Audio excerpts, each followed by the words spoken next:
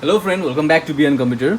So अहिले मेरो अगाडि छ Canon को 3010 मोडलको प्रिन्टर, एकदमै वाइडली युज्ड प्रिन्टर हो। यसमा चाहिँ एउटा प्रब्लम छ, यहाँ देख्न सक्नुहुन्छ भने टर्न अन द प्रिन्टर।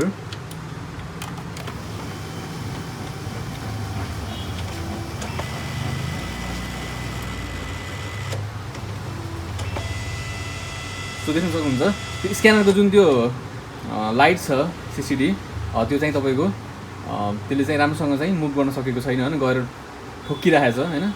जुन पोजिसनमा जुन तरिकाले चाहिँ त्यो चल्न पर्ने हो त्यो चलिरहेको छैन हैन।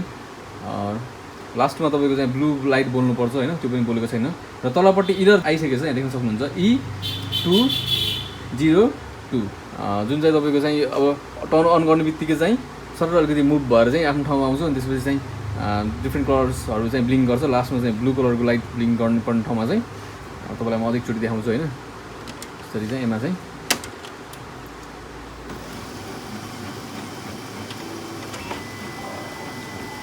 सो यसरी चाहिँ तपाईको गएर फेरि अब लेफ्ट साइडमा फेरि ठोकिराख्छ। यो स्क्यानरको प्रब्लम हो। यसमा यो प्रब्लम भए पनि तपाईको प्रिन्ट चाहिँ गर्न मिल्छ, फोटोकपी गर्न मिल्दैन, स्क्यान गर्न मिल्दैन। सो आजको भिडियोमा म तपाईलाई यस्तो प्रब्लमलाई कसरी सल्भ गर्ने भनेर चाहिँ यो भिडियोमा तपाईलाई बताउन लागेको छु। So here we go.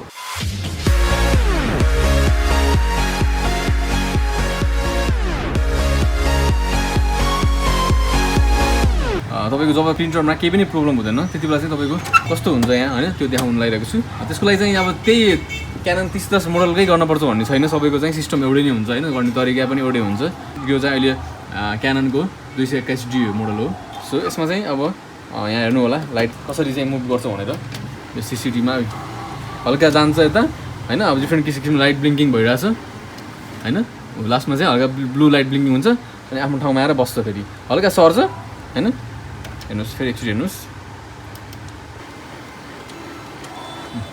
हल्का थोरै अगाडि जान्छ अनि लाइट ब्लिङ्क गर्छ अनि आफ्नो ठाउँमा फेरि ब्याक जान्छ अनि ब्लू लाइट पनि हल्का पनि बोल्छ। अब यदि यो बिग्रेको केसमा चाहिँ के हुन्छ भन्दा चाहिँ तपाईँको यता आएर ठोक्किन्छ, जस्तो त्यो अघिको 3010 प्रिन्टरमा ठोकिएको थियो हैन, ठोक्किन्थ्यो।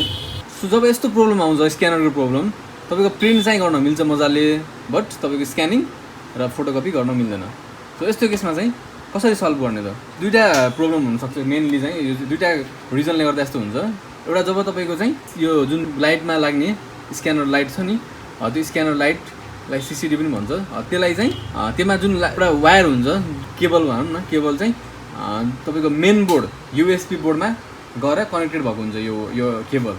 त्यो केबलमा अलिकति पनि एउटा प्रब्लम छ होइन भने चाहिँ तपाईँको यो प्रब्लम आउने गर्दछ।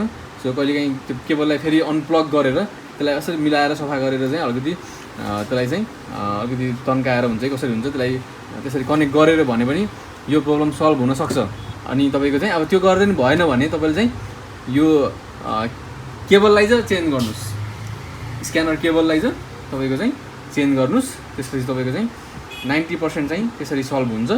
र यदि तपाईँको केबल चेन्ज गरेर पनि भएन, केबल चेन्ज गरेर पनि यस्तै प्रब्लम आइराख्यो भने चाहिँ तपाईँले यो जुन लाइट छ नि, यो सिसिडी यो लाइटलाई चाहिँ यो मात्रै पाइन्छ हैन। तर यो चाहिँ अलिकति एक्सपेन्सिभ हुन्छ हैन, अलिकति एक्सपेन्सिभ हुन्छ as compare to the cable. यो चाहिँ तपाईँको सिसिडी लाइट चाहिँ अलिकति जुनसुकै स्क्यानरको पनि यो जुनसुकै प्रिन्टरको पनि तपाईँको अलिकति एक्सपेन्सिभ हुन्छ हैन।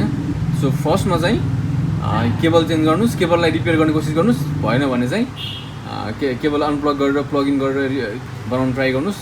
यसरी भयो भने भयो, भएन भने केबल रिप्लेस गर्नुहोस्। र यदि केबल पनि रिप्लेस गरेर पनि भएन भने यो सिसिडीलाई चाहिँ चेन्ज गर्नु भएपछि तपाईँको प्रब्लम सल्भ हुन्छ हैन। तपाईँलाई मैले चाहिँ मेरो अर्को भिडियोमा चाहिँ यो कसरी यसलाई चेन्ज गर्ने हैन, यो कसरी कुन खोलेपछि यो खुल्छ हैन, अनि त्यसपछि कसरी चेन्ज गर्ने भनेर चाहिँ त्यो भिडियोको लिङ्क राखिदिन्छु हैन। सो त्यसरी चाहिँ तपाईँले रिप्लेस गर्न सक्नुहुन्छ। मेन कुरा चाहिँ तपाईँले चाहिँ फल्ट थाहा पाउन सक्नुपर्छ, फल्ट हैन, कुन चाहिँ चिजले गर्दा कस्तो इरर आउँछ, कुन चाहिँमा प्रब्लम भयो भने कस्तो सिम्टम देखाउँछ हैन, त्यसको चाहिँ सोल्युसन्स के हो, फल्ट के हो, त्यो पत्ता लगाउनु पर्ने जरुरी हुन्छ। सो यसको केसमा चाहिँ जस्ट यो मेन दुईवटा कारण हुन्छ, एउटा केबल, एउटा चाहिँ यो ल्याम्प, बुझिन्छ। So this was for today हैन। I hope this gonna be helpful for you and thank you for watching this video. See in my next video. Bye by.